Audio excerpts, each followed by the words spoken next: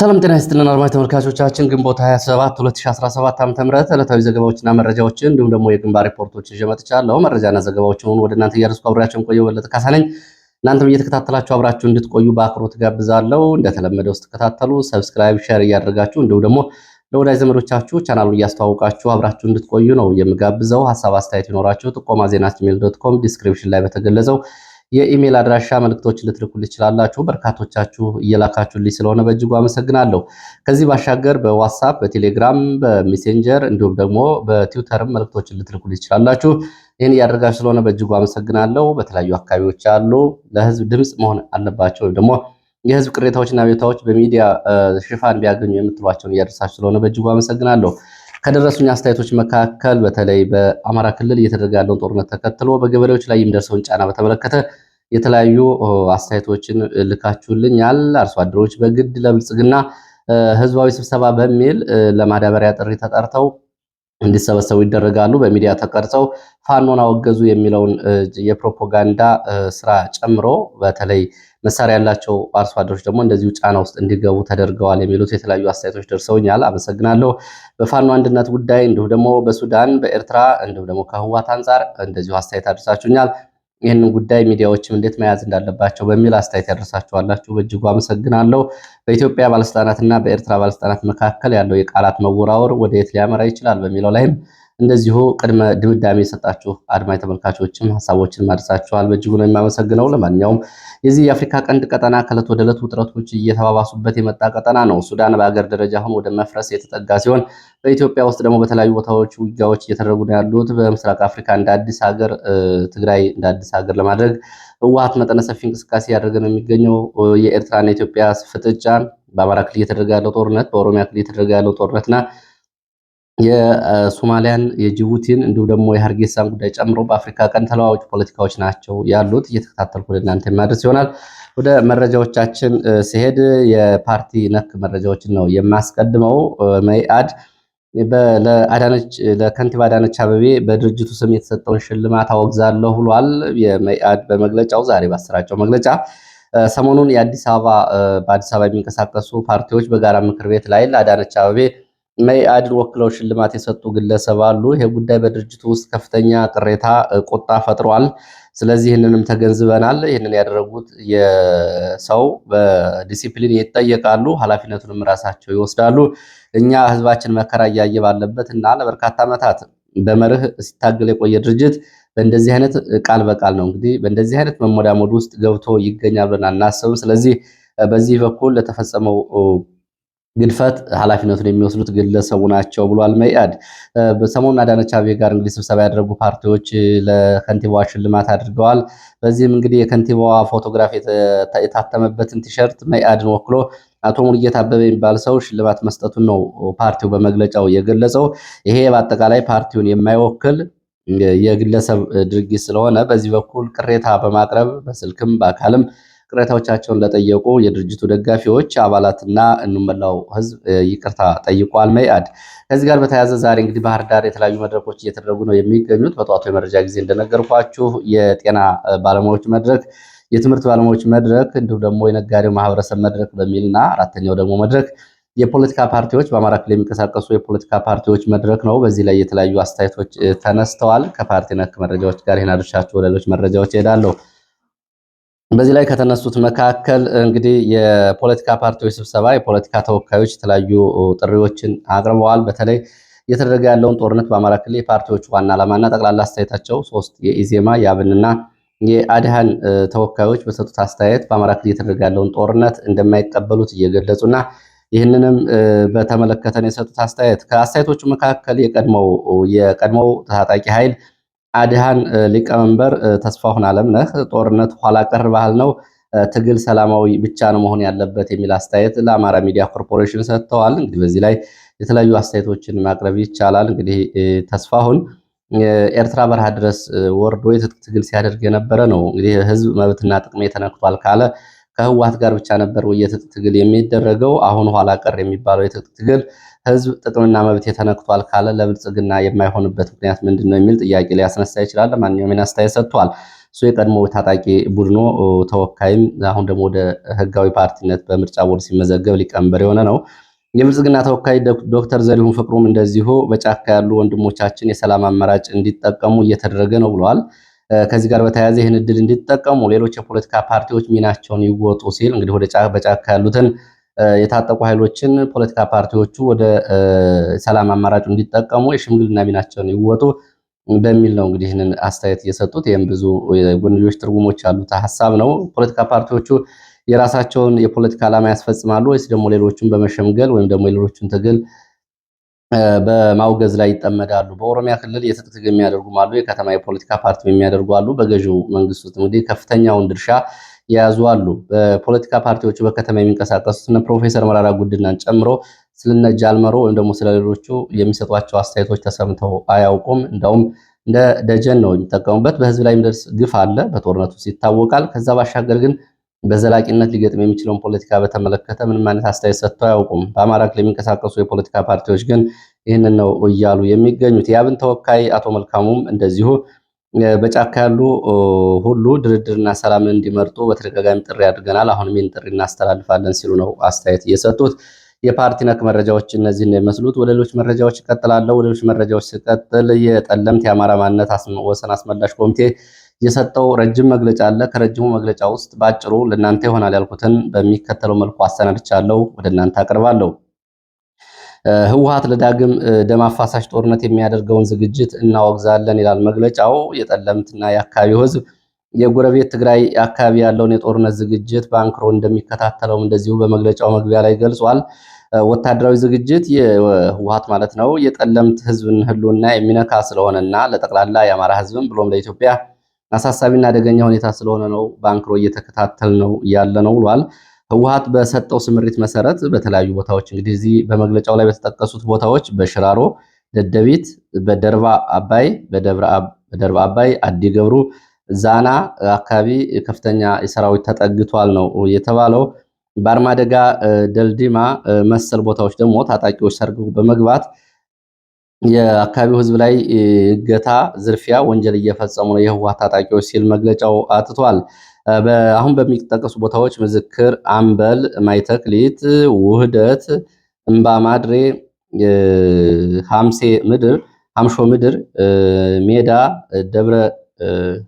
ደገብራይ፣ ፍየል ውሃ ተብሎ በሚጠሩት አካባቢዎች ደግሞ እነዚህ አካባቢዎች እንግዲህ በወርቅ ማዕድን የበለጸጉ አካባቢዎች ናቸው። ከፍተኛ የወርቅ ክምችት ያለባቸው አካባቢዎች ናቸው። በእነዚህ አካባቢ የወርቅ ማዕድናት ቁፋሮ በሚል በርካታ የህወሓት ታጣቂዎች ተሰማርተው የአካባቢው ማህበረሰብ እያፈናቀሉ ነው ተብሏል። እንግዲህ የወርቅ ንግድ በትግራይ እየተደረገ ያለው የወርቅ ንግድ ጋር በተያያዘ የሚነሳው ፖለቲካ የዚህ አካባቢ ነጸብራቅ ነው። በነገራችን ላይ ከሰሜን ጎንደር ቆላማ አካባቢዎች ወልቃይት፣ ዋልድባ፣ በጠለምት የተለያዩ አካባቢዎች ከፍተኛ ወርቅ ነው እየተመረተ የሚገኘው። ይሄ ወርቅ ነው አሁን እንግዲህ ህወሓት በተለያየ መንገድ ወደ ውጭ እየላከ እንዲሁም ከጀኔራሎቹ ጋር ከፍተኛ የጥቅም ቁርኝት እየቀረበበት ያለው። ለማንኛውም ይህንን በመግለጫው አንስቷል።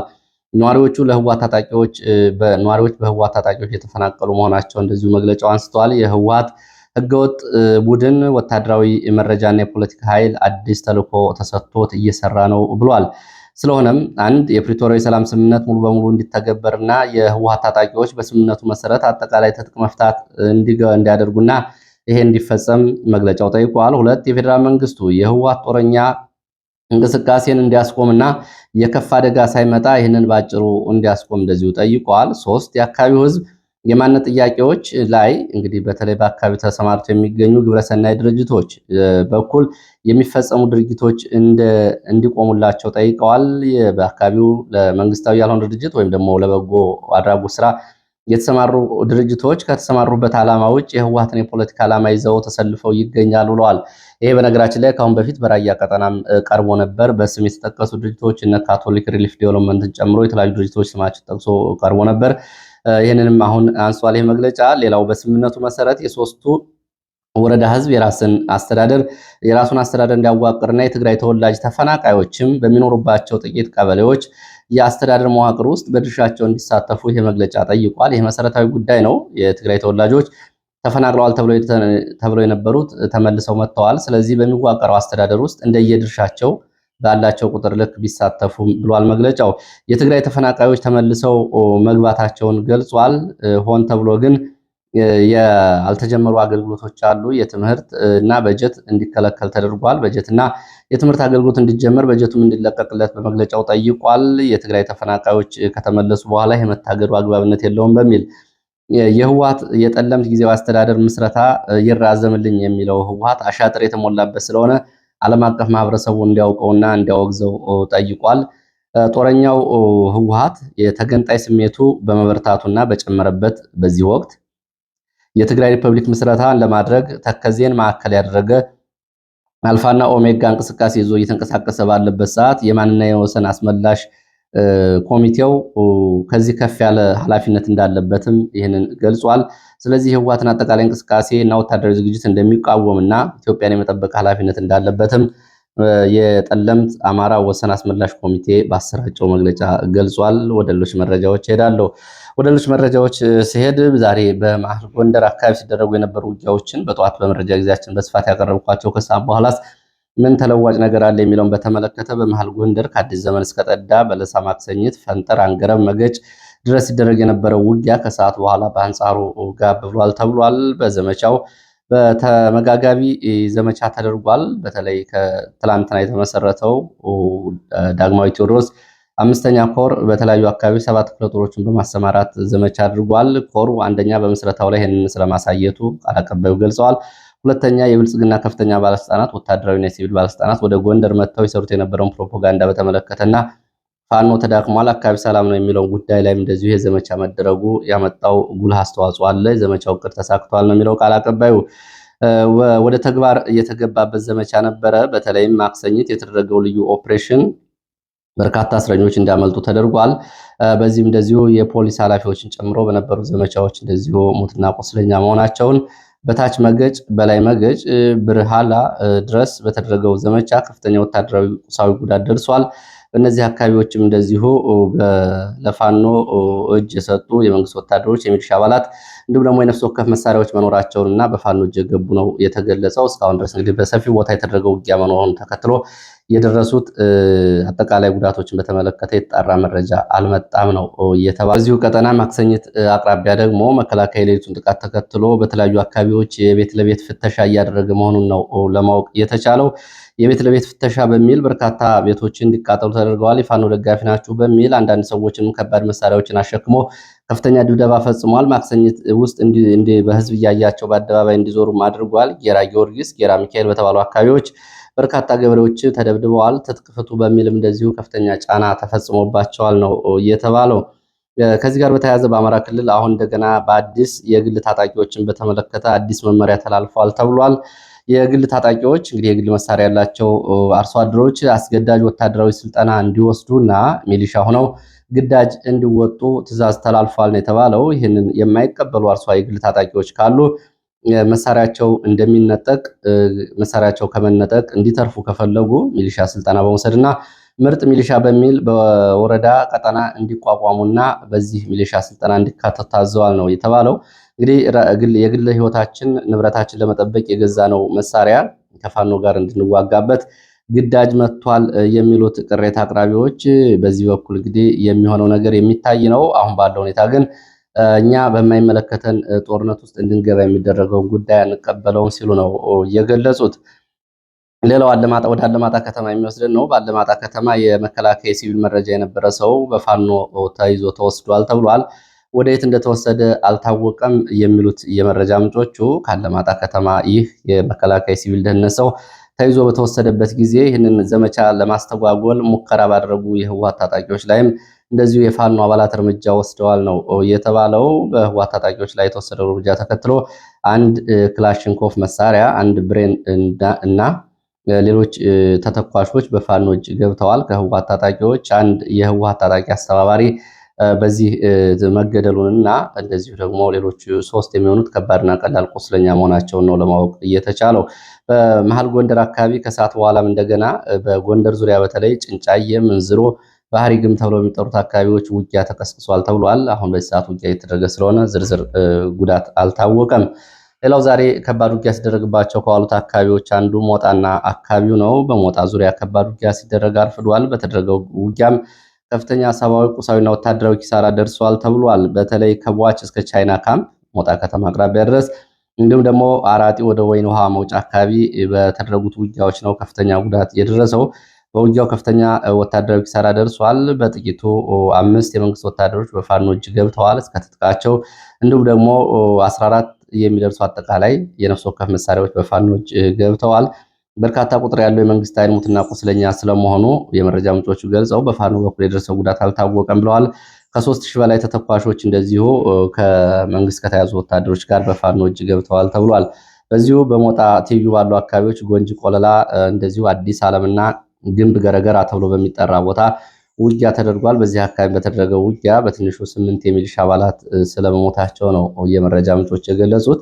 በዚህ በሞጣና በዚህ አካባቢ የተደረገው ውጊያ በተመለከተ በብሔራዊ ኃይሉ የተፈራ ዳምጤ ክፍለ ጦር እንዳስታወቀው ከሞጣ ሰዴ፣ ከሞጣ አራጢ፣ ወይን ውሃ፣ ከሞጣ ግንብና ገረገራ ተብሎ በሚጠሩት አካባቢዎች ሰሞኑን ለተከታታይ 5 ቀናት የመንግስት ወታደሮች ከፍተኛ አሰሳ ሲያደርጉ ነበር። በእነዚህ አካባቢዎች የፋኖን ቀጠናዎች ተቆጣጥረናል የሚል ሪፖርቶችን ባቀረቡ በሰዓታት ውስጥ ነው ዛሬ ሞጣ ከተማ አቅራቢያ ከባድ ውጊያ ተደርጎ ከፍተኛ ወታደራዊ ኪሳራ እየደረሰው ሲል ነው እየገለጹት።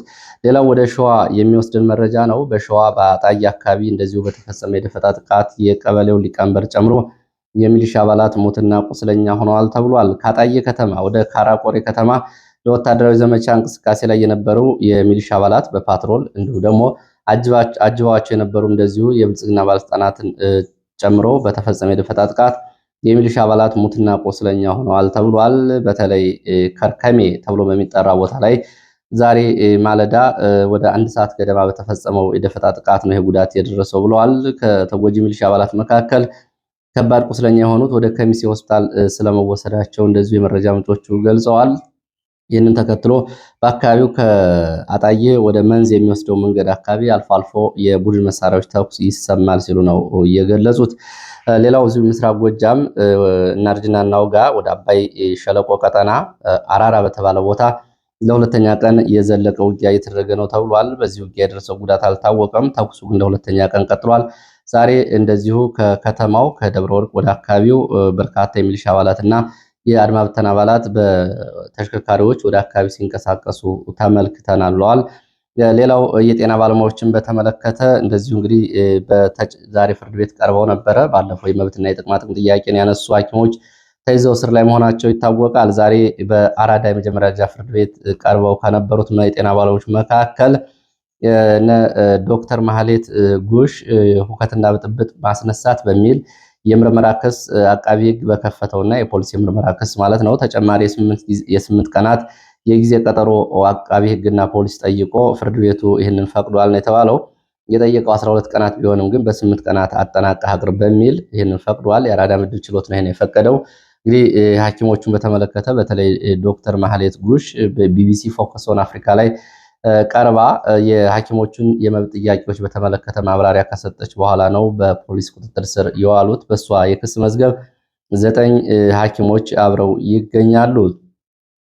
ሌላው ጀዋር መሐመድ ዛሬ የሰጠው አስተያየትን በተመለከተ ላቅርብና ወደ ሌላ መረጃ ሄዳለሁ። ጀዋር መሐመድ ለጠቅላይ ሚኒስትሩ አቻ መልስ የሚል መልስ ያለው ሐሳብ ሰንዝሯል። ጀዋር መሐመድ ስልጣን እነዚህ ስሩና ሳዩን የሚሉን የጠቅላይ ሚኒስትሩ ንግግር ማለት ነው። እንግዲህ ጠቅላይ ሚኒስትሩ ሰርተው የማያውቁ ሁልጊዜ አቃቂር የሚያወጡ በሚል ንግግር ማድረጋቸውን ተከትሎ ጀዋር መሐመድ ስልጣን ልቀቁና ሰርተን እናሳያችሁ የሚል አስተያየት አስፍሯል። መለስ ዜናዊም የኢኮኖሚ እድገትን ሰርቶ አሳይቷል በሚል ለአብይ አህመድ ምላሽ ሰጥቷል። ጀዋር መሐመድ በተለይ በዚህ ባለፉት 5-6 ዓመታት በጦርነት ምክንያት ወደ 60 ቢሊዮን የአሜሪካ ዶላር ወጪ ተደርጓል። በትግራይ 30 ቢሊዮን፣ በኦሮሚያ 20 ቢሊዮን፣ በአማራ 10 ቢሊዮን ዶላር ወጪ ተደርጓል ብሏል። ይሄ የጀዋር ስታቲስቲካዊ መረጃ እንደገና መታየት ያለበት ነው። እንደ ጀዋር መረጃ ከሆነ በአማራ ክልል ለጦርነቱ የወጣው ወጪ በኦሮሚያ ክልል ከወጣው ወጪ በግማሽ እንደሚቀንስ ለማሳየት ነው የሞከረው። ይሄ ከነባራዊ ሁኔታውም የራቀ ነው። በየዕለቱ መረጃዎችን የምንከታተል መረጃዎችን የምናቀርብ ሰዎች በትግራይ ጦርነትም እንዲሁ ደግሞ በወለጋ አካባቢ የተደረገ ባለው ጦርነት በአጠቃላይ ከተፈጸሙት የድሮን ጥቃቶች 5 እጥፍ የድሮን ጥቃቶች የተፈጸሙት በአማራ ክልል ነው። ስለዚህ አንድ የድሮን ጥቃት ወጪው አጠቃላይ ወጪው ይታወቃል። ስለዚህ በአማራ ክልል ምናልባት የትግራይን ጦርነት የሚስተካከል ወጪ ስለመውጣቱ የጦርነቱን ክብደትም ለማሳየት የሚረዳና ለታሪክም የሚቀመጥ ስለሆነ በዚህ ጀዋር ቢያስተካክለው። ሌላው በአጠቃላይ እንግዲህ ጀዋር በተጀምረው የነበሩ ፕሮጀክቶችን እንዲቆሙ አድርገህ በሚል ጠቅላይ ሚኒስትሩን የስኳር ፋብሪካዎች፣ የማዳበሪያ ፋብሪካዎች፣ የባቡር ሀዲድ ፕሮጀክቶች እና ሌሎችን ለብልጭልጭና የዛፍ መብራቶች ገንዘቡ እንዲውል አድርገሃል። ለቤተ መንግስት ግንባታ እንዲሁም ለተለያዩ ነገሮች እንዲውል አድርገሃል። ስለዚህ ይህ ገንዘብ አገር ይገነባ ነበር በሚል ነው ጀዋር ሙግቱን ለማቅረብ የሞከረው። ሌላው የፕሬዚዳንት ኢሳያስ አፈወርቂ ንግግር ተከትሎ በተለይ የትላንቱ የአምባሳደር ዲና ሙፍቲ ምላሽ ከኦሮሞ ፖለቲካ አንጻር እንደገና እየታየ ነው የሚገኘው። በተለይ ሆርን አፌርስ ላይ ባሰፈሩት ጽሁፍ አምባሳደር ዲና ሙፍቲ የአፍሪካ ቀንድ የማተራመስ ስትራቴጂውን እንዲቀጥሉ ለኢሳያስ አፈወርቂ መፈቀድ የለበትም የሚለው ጉዳይ በተለይ ኦሮሞን ማህበረሰብ በኢትዮጵያ ውስጥ እንዲጠላና በአፍሪካ ቀንድ መተራመስ እንዲሰራ እያደረጉ ነው፣ ኩሽና ሴሜቲክ የሚለው ጉዳይ በሚል አሁን እንግዲህ የኦሮሞ ፖለቲከኞች ሰጡ የነበረው ምላሽ አምባሳደር ዲና ሙፍቲም ይህንን በኦሮሞ አይን አይተው እንግዲህ ትናንቱ ጽሁፋቸው ላይ ጨምረውበታል። በተለይ እንግዲህ ፍጹም የተሳሳተ ነው ኦሮሞማ በሚለው በማያውቁ ጽንሰ ሀሳብ ላይ ኢሳያስ አፈወርቂ ያደረጉ ንግግር የተሳሳተና ተቀባይነት እየሌለው ነው ብሏል። ጽሁፉን ታቀርቡ ትችላላችሁ። የመጨረሻው መረጃ እንግዲህ የፋኖ ሰራዊት ግንባታን በተመለከተ ነው። የፋኖ የሰራዊት ግንባታ በተለያዩ አካባቢዎች ቀጥለዋል። ለወራት ስልጠና የወሰዱ ወታደራዊ የአካል ብቃት እንዲሁም ደግሞ የትግሉን ዓላማና ጽንሰ ሀሳብ የፖለቲካ ግንዛቤዎችን የወሰዱ የፋኖ አባላት በኮማንዶና በልዩ ልዩ የስልጠና መስኮች ሲሳተፉ ተመርቀው ጨርሰዋል ተብሏል። ዛሬም በተለያዩ አካባቢዎች ስለመመረቃቸው መረጃዎች ያሳያሉ። ለሰዓት ያሰባሰብኳቸው አጫጭር መረጃዎች እነዚህ ነው የሚመስሉ። ስለተከታተላችሁ በእጅጉ አመሰግናለሁ። መልካም ጊዜ